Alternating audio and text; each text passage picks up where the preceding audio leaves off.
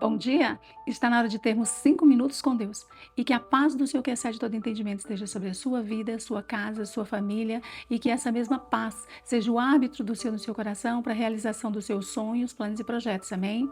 Eu gostaria de falar para você o seguinte: Deus, ele tem o poder para fazer todas as coisas. A autoridade é dele, o governo é dele, o domínio, o controle, a soberania, a palavra final, tudo vem dele. Mas em muitas situações, ou quase todas, ele nos usa para fazer o que ele quer que seja feito, ou na nossa vida, ou na vida de alguém. Ele sempre nos usa como instrumentos para a sua glória. Não é para a nossa, é para a glória dele, para a glória do Senhor. No livro de Números 23, versículo 19, ele vai dizer o seguinte: que Deus não é homem para mentir, nem filho do homem para se arrepender. Que quando ele fala, ele faz. Que quando ele promete, ele cumpre. E nós vemos isso muitas vezes nas Escrituras Sagradas. E eu vou dar para você alguns exemplos. Deus, quando ele disse que ele destruiria o mundo porque o mundo estava todo perdido, ele precisou de um homem para poder salvar um pouquinho do que ele havia construído, do que ele havia feito, que foi Noé.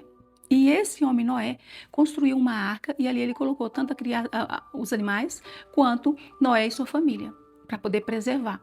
Deus poderia ter feito aquele barco sozinho? Poderia. Ele poderia simplesmente ter feito com que, diante daquela chuva, diante daquela inundação, essas pessoas ficassem bloqueadas e não morressem? Podia. Ele pode tudo. Mas aprove a ele fazer uma arca e essas pessoas serem salvas nessa arca. E ele usou Noé, e Noé foi um instrumento. Quando ele tirou o povo do Egito, ele precisou de uma pessoa que conduzisse aquele povo para fora. E ele chama Moisés. E quando ele leva Moisés e chega diante daquele mar vermelho, Moisés tinha poder para abrir o mar vermelho? Não. Moisés tinha o poder para convencer aquele faraó? Não, mas o Senhor usou Moisés tanto para fazer os seus milagres, né, lançando aquelas pragas, as 10 pragas, quanto chega na hora de abrir o mar vermelho, ele fala com Moisés assim: estende a mão, levante a sua vara, porque na hora que ele fez aquilo, o mar se abriu. Ou seja, Deus poderia ter feito sozinho, mas ele usou Moisés. Quando ele vai, o povo dele está sendo condenado à morte pelo, pelo, por Amã, que era um governador do rei Assuero, o rei da Pérsia. Então, o que acontece? Deus levanta uma mulher, Esther.